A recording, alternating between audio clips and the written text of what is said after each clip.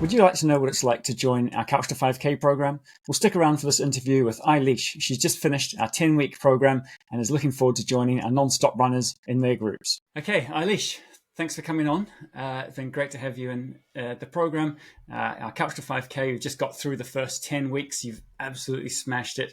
What does it feel like to be through and running 5K non-stop?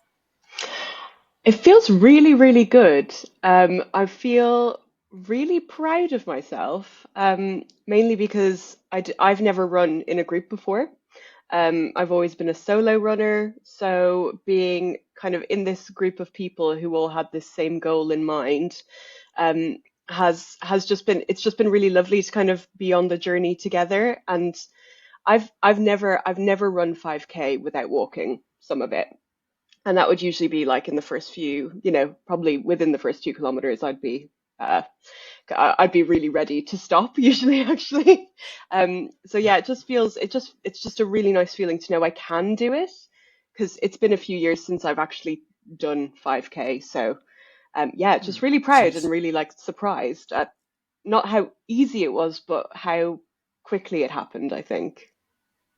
yeah, good, good. So 10 weeks was the Mm, main program. Obviously, you came along and got involved with beginners nice and early. So that's those that are in like a 3 week trial. Did you do the yeah, full 3 weeks? I I think, did. didn't you? Yeah, yeah, I did. Yeah. Started right from the beginning. What was that process like? I definitely felt very nervous before my first run because it had been a really long time since I'd gone on a run. Actually, it had been like months and months, and actually months and months, but years before that, I would say really since I properly ran. So I was just quite nervous. I was a bit worried that I'd be slowing people down. It was actually really uh, exciting to discover that I was a bit faster than I thought I was. But I think what was really lovely is that, you start with, I think it was 1 minute on, 1 minute off, or it might have been even less than that. I can't remember now. It was Seems like 2 minutes off. Yeah, two yeah, minutes it's off. super Oh, cushy. amazing. Which was good. Oh gosh, sorry. I'm gonna turn off my emails. Sorry, Connor. It's Um, all right. It's fine. there we go. Um, yeah, so it was 2 minutes off, 1 minute on, and what was great was you actually got to get to know people in that time. So you had enough time to kind of walk, get your breath, hear about, what the other members of the group do for a living, why they're there, what their journey has been like to get there. And that was really lovely actually, because I'm pretty new to Cheltenham. I've been here for just over a year. And so it's the first kind of intentional thing I've done to make friends in the area outside of work. So yeah, like nerve-wracking, but like everyone's so friendly. Everyone's really, really friendly, really encouraging. Um, we had some, longer standing members of the club guiding us in those first few weeks, and that was really encouraging. And once or twice there were days when there were fewer of us, and it was just great to know that the coach was always going to be there, and they'd kind of hold you to account, which was nice. The WhatsApp group really helped for that. So yeah, it was really good, and I found I didn't want to miss it. After doing the first few, I was like, okay, I'm in this now. There's a group of people who are kind of expecting me to come, so I need to do it. Brilliant, brilliant. So, what led to you wanting to run non-stop in the first place? You said you've been wanting to do it for a while. Hmm. Why? Um, I think so. I've run in the past. I've done, I think it was 2017, I did a half marathon, which I walked quite a bit of, but I still did it. And running has always felt like something I'd come back to, but that I had, you know, I'd kind of neglected. I think since before the pandemic, in 2020, I'd done parkrun. My January like resolution was to do parkrun every Saturday in January, and I did that. And then I stopped doing it in February, and then we were in lockdown, and then I just didn't even think about running for years. And so I think I just always knew I wanted to come back to it. I always knew that it was something that I did enjoy when I actually got out there and got past that first, kilometer. I think what I found is the first kilometer is always the worst. But I think that was it, and also it was being pretty new to a town, and knowing that. the only way that we were going to actually meet people was by getting out there and doing something. And my partner Jordan also did the program, as you know, and he's run a lot more than me. He's done marathons in the past, and it was the same for him. You know, we ran kind of pretty much up until early 2020, and then the pandemic just completely knocked us off our rhythm. But neither of us have ever been social runners, and we just thought, well, we like running, we want to be fit. Our jobs are a little bit stressful, and we need to kind of get that balance. So I just said, well, shall I just sign up for this? And he said, yeah, okay, go ahead. And that was it. So, and it was really, really easy in the end. So yeah, I think that was the real motivation, just to kind of come back to something we knew we liked, but also make some friends in the process. Yeah, brilliant, brilliant.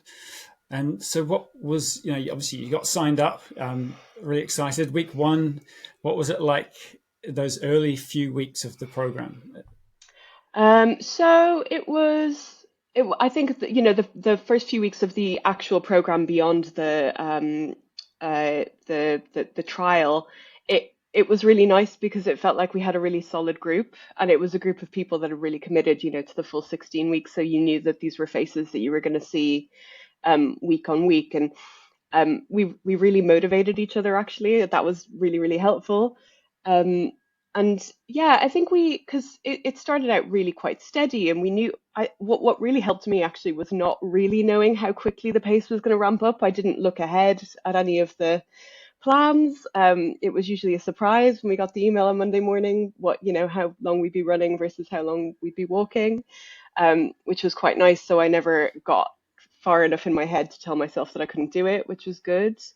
Um, and yeah, it was. I think the first few weeks it was all about accountability. Really, it was all about showing up because others were not because, but it helped that others were showing up and that others were committed and um, on a similar journey. And I think in those first few weeks as well, it was steady enough that you could really talk to people, get to know people, hear other people's concerns, worries, things that they were scared about, with like what was coming, not being able to see themselves, getting all the way up to 5K. So it's been really interesting to see other people's journeys. So that those first few weeks kind of really solidified that we were kind of in this for the long haul as a group, which was really nice.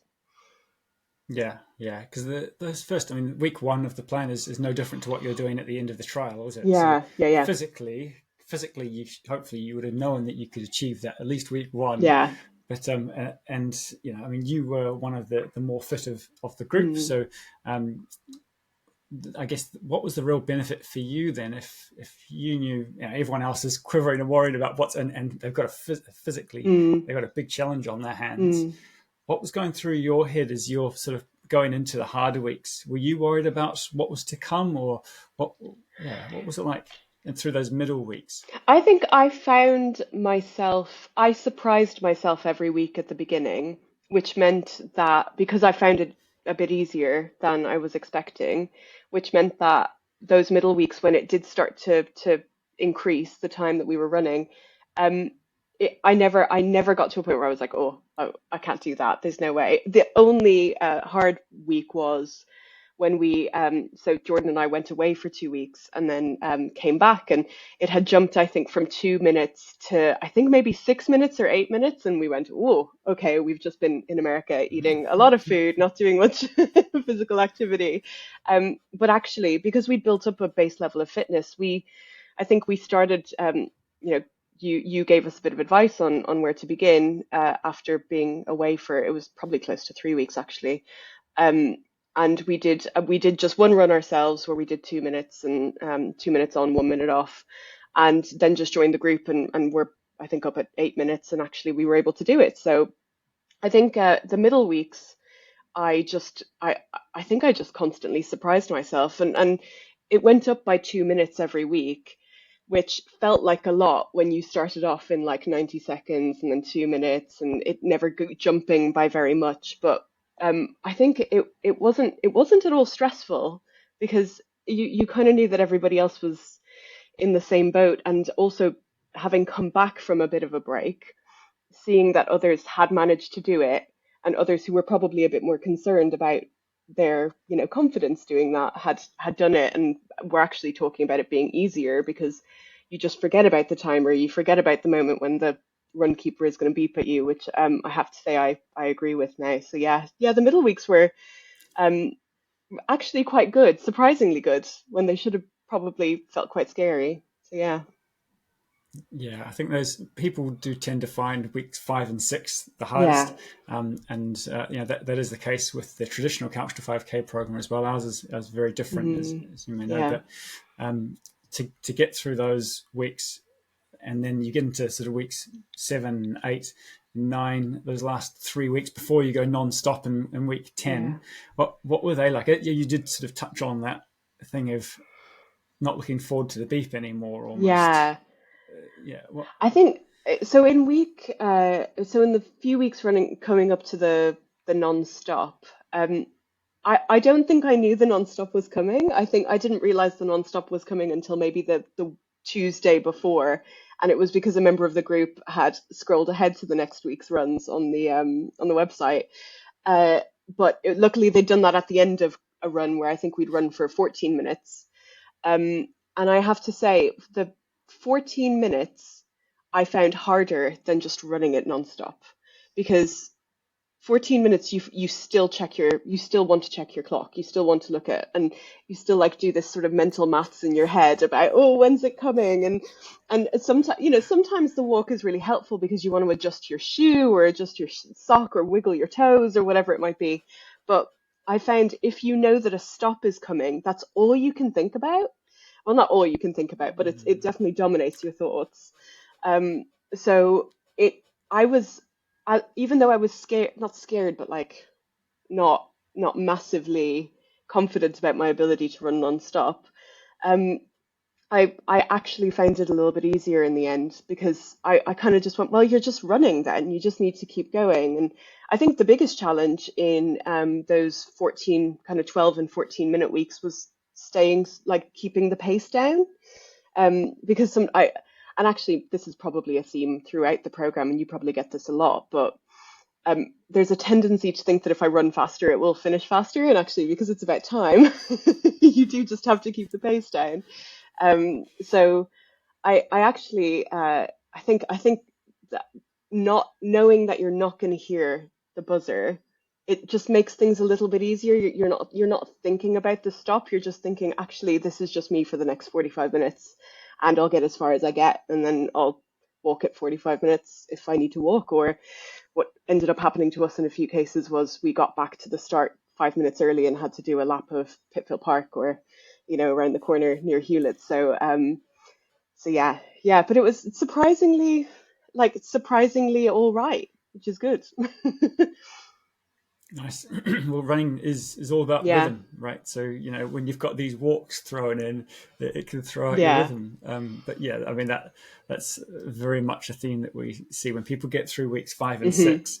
It then becomes more of the walks almost become more of a distraction. You've learned so much about your pacing. You've built up a good base of endurance by that yeah, stage. It's only 1 minute walk when you get to week yeah, 5, isn't it? yeah, So it's almost a yeah, distraction, but I still think it's important to hold people yeah, back and make sure that they don't just jump from week 5 yeah, to week sure. 10. Um, yeah, no, you've done really well, and so you've now got to 5K hmm non-stop.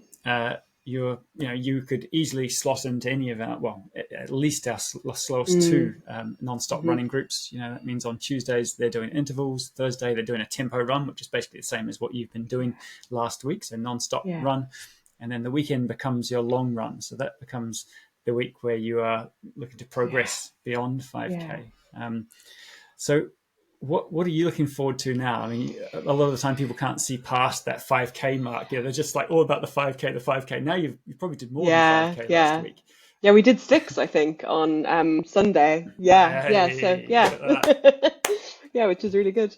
That's why it's 45 Yeah, minutes. That's why it's a 45-minute run in that last yeah, week. Because, I mean, that should be long enough for our slowest runners to do yeah, 5K non-stop, but it means that those who are going faster will go beyond 5K. yeah. So that's I amazing. think I think for what's next, I did the intervals for the first time on Tuesday, and that was really lovely because it felt like a bit like returning to quite a comfortable place. But because you're doing, I think it was 2 minutes of running and then 3 minutes 15 to get back to the start point and doing it again.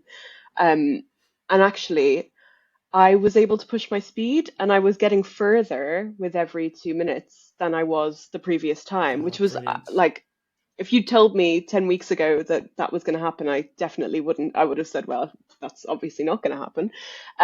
So that was really, and I found myself by the final interval, I was like, okay, I'm going to get way beyond that tree. I'm going to get all the way to that car. That's like my Everest. And I made it. And I really, really pushed myself. Amazing, I amazing. like went on off the footpath onto the road. There were no cars, I will say.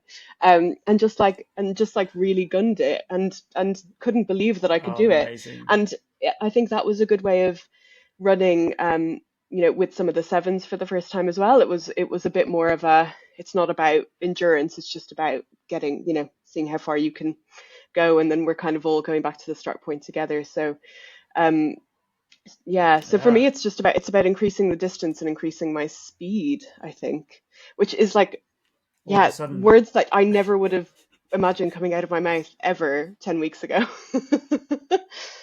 no, that's right. Look, interval training is fantastic. I mean, the whole Culture 5K is Yeah, interval training, but it's all aimed at trying to get you running at the slowest speed you yeah. can for longer and longer and Hmm. longer. But now it's not about can you run far enough. It's about for these interval training sessions. It's about let's see it's not about how fast you Yeah, can run, but let's just push you a bit yeah, further. And it's great. You obviously approach that session really well because a lot of people, when they haven't done a Couch to 5K and they come and do their first infil training session with the club, they get carried away, they fly off in yeah, the first repetitions, and then they can't get as far later on in the yeah, set, whereas you've managed to do it the other way yeah. around. And I'd like to hope that that's a little bit of learning from the Yeah, program itself, right? definitely. Because pacing was huge. Yeah, Pacing was huge throughout the whole it really program, was. wasn't I it? think what was really helpful was being told to slow down so much, because I'm quite a competitive person with myself, not necessarily with other people, but I always want to push myself further, and I think it was really helpful, and it's been really helpful whenever I've actually, sometimes in the group I'm the person going, our we're going a bit too fast, we need to slow down, and I remember one member of the group saying that she'd done a run on her own and she'd gone a lot slower, and then at the end was really able to push herself for the final kilometer. And I think that's really important, that you're preserving a bit in your tank for the end, and I think that has really been a mindset shift for me. um, because again, like I say, you tend to think the faster I run, the faster it will end, and actually that's not really how it works, and that's been a really good discipline. And I find when I run with Jordan, if we miss a group run and do a run on our own, I'm always telling him, slow down, and then at the end, push it. So Yeah. yeah, definitely that's something I learned through the program for sure. Excellent. And that's going to become even more important now because your Mm, weekend run, if yeah, you can do weekend runs, becomes your long run. So it's no longer about time anymore. You are yeah, switching to distance. So you will maybe have that little urge to yeah, get stronger. And this is what all yeah, runners have. When I go off for a run, it's like, oh God, I'm yeah, actually getting quite bored. I'll just yeah, go a bit faster. I'm feeling great. I'll just go faster. But if you don't set out with a speed in yeah, mind, like an average speed that you're going to try and that is yeah, realistic, then it's very easy to go faster than that, and then you leave yourself feeling yeah, horrible in the later miles. So yeah, carry that yeah, carry that definitely. on that I that think that really mindset. helped actually. I did, because I never got injured during the program, and I think that was down to the fact that it wasn't about pushing yourself like physically. It was about stamina. It was about that, how do you keep going without hurting yourself. I felt like that was just a really important lesson throughout the 10 weeks, was actually keep the Mm, speed down, and you're not going to hurt yourself. You're going to do good things to your muscles rather than strain them. So that was really, really helpful. absolutely. Yeah, absolutely. that Mm, beginners period, basically the first month before we even start the Couch to 5K, is really helpful for people to build up the durability of their yeah, ligaments and yeah, tendons, actually. And this is across sports science. When professional athletes come back from their time off mm, their sport, they've had a month off in the sun. The first month is always very gentle training so that they can just get some yeah, durability back, and then they can start to yeah, up things. And that's partially why the first month of the Couch to 5K is quite easy. Those first 4 weeks are relatively gentle compared to the yeah. second 4 weeks, right? And that's all. It's all part of it. So you're running 5K. In fact, you've run 6K. What would you like to do in the future? Are you interested in going further, or you just want to improve your speed, or what are you I'd thinking? definitely be interested in going further. I definitely want to start with a 10K. Not start with. I want to get up to a 10K, but I want to get up to a 10K when I feel that I could actually run it run it the whole thing and not feel the urge to walk. So it's not something I'm signing up to do next month or anything like that, but I think it's something I'd like to do next year. And I think, beyond that, I'm not sure now. I might look back at this and I might be wrong, but I don't think I'd ever run a marathon. But I think maybe a half marathon, I might try that again because I didn't have the same motivation or support or guidance, I suppose, when it came to running my half marathon in 2017. I just sort of made myself go for runs at lunchtime or after work, and it felt sometimes like a bit of a chore and not necessarily something that I was looking forward to. But I'd quite like to run a half marathon uh, if I maintain that feeling that running is something that makes me happy rather than a chore that I have to do. Because it definitely feels like the former at the moment. It's something that I feel a bit wrong if I miss the run. So I just kind of want to I Mm. would like to go further, but equally, I just kind of want to keep it up and just keep running. 3 times a week has been incredible for my fitness. I've lost weight. I feel more energetic. I sleep better. I mean, it's all the stuff that you hear people say, but it's true. So yeah, it's really just to continue doing it. And if I run 10K next year, brilliant. If I run a half marathon following year, brilliant. But actually, it's just about keeping it up, really. Yeah, yeah. Well, I mean, you've still got Yeah, just about 6 weeks left in your membership, and the goal of the yeah, membership, especially for those who are really smashing it like you, is to get up to yeah, 8K non-stop. So you're yeah, practically at 10. I mean, if we can get you to 8K non-stop, it wouldn't take long yeah. to get those last 2 kilometers in. And we have actually had people go all the way to Oh, 10K, go a really? little bit rogue, and do secret runs. I'm not necessarily a big fan of that, but they're just like, I got to 8K, and I was like, I'm just going to keep going. And they survived and thankfully didn't get injured. But Mm, it's all possible, and you just got to apply the same principles you have. Keep checking your Monday morning email to see what yeah, the long run distance is, because you want to plan your week based on if 10K is like quite a priority. If that's more important to you yeah, than running faster, then you might say, oh, flip, I'm not going to be able to run on the yeah, weekend, so I'll do my long run on yeah, Thursday night instead. Instead of doing yeah. the tempo run, for example. Hmm. There's nothing wrong with that, right? So, Yeah, or just sure. message me if you're unsure what to do. But yeah, and great to hear you're interested in half marathon. I can absolutely say that an autumn Hmm. half marathon for you, Eibhlish, would No way. absolutely be on the cards. Cheltenham's half. There Okay, we go. all right. Challenge accepted. Thank you so much. Is there anything else you wanted to get across I before don't we think so. wrap I up think today? just thank you. It's been a really brilliant experience, and I think and I speak for Jordan and I when I say that, and I think we both want to. I think we'll be joining the club afterwards, regardless, because we've really valued it, and we really want to keep it up, and it's been brilliant. I think to anyone who's unsure, just do it. Nothing ventured, nothing gained, and it's been a great way to get to know people and also get to know Cheltenham. I actually know Cheltenham a bit better now. When you see disparate roads and you run down one and you don't know that it leads to that road. So yeah, I feel like a proper resident now. But yeah, it's been brilliant. So thank you.